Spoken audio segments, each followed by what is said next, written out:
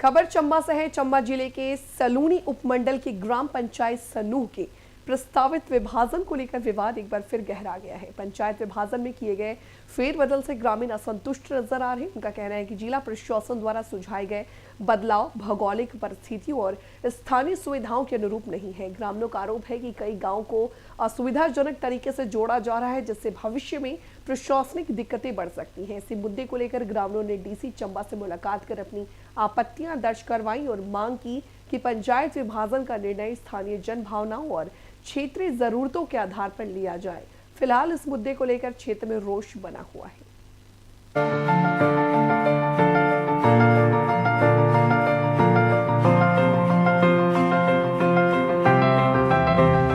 Sir हाँ जी, जो मतलब सुनो पंचायत का जो विभाजन किया उन्होंने वार वार का हमने दिया हुआ था और उसके बाद हमें कोई आपत्ति नहीं बस से, लेकिन इन्होंने गलत किया। जो गांव था हमारा कैंसली का गांव है, उसको लिया और सुनो पंचायत में डाल दिया।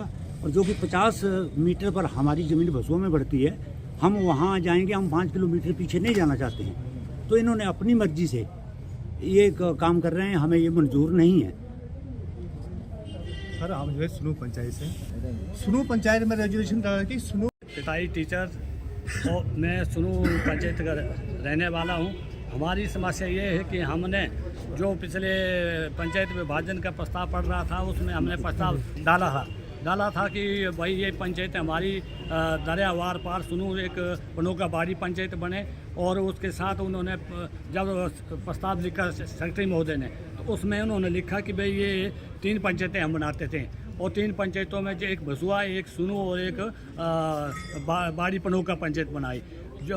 और उसके बाद दोबारा जब वो किया तो उन्होंने साथ में एक और प्रस्ताव डाला कि 65 आदमी हमारे पर दबाव डाल रहे हैं, और उन्होंने उसको हमारे प्रस्ताव को चेंज कर दिया। और चेंज करने के पश्चात नेक्स्ट लिखा कि भाई 2 ही पंचायतें बनाते हैं। उसके बाद हमने ये अपने शिमला में एक रेट की थी वकील के द्वारा रिट के उन्होंने वकील ने एक नोटिस भेजा यहाँ डीसी साहब को।